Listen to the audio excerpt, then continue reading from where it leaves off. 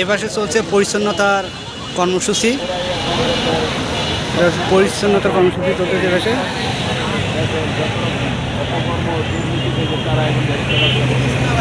এবং এইদিকে চলছে একই সাথে ট্রাফিক নিয়ন্ত্রণ।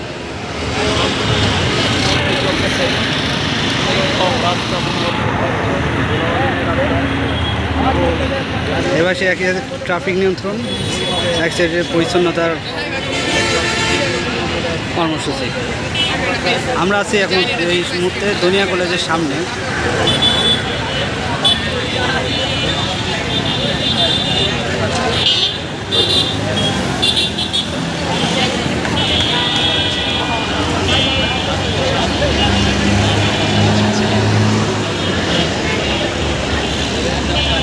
এর মধ্যে আমরা আছি দনিয়া কলেজের সামনে। এখানে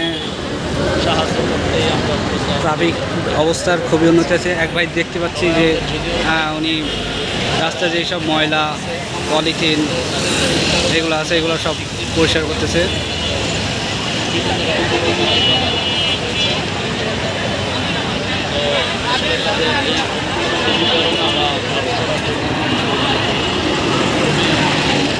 এই ছাত্র সমাজই পারে দেশকে আরও সুন্দর ও সমৃদ্ধি করতে।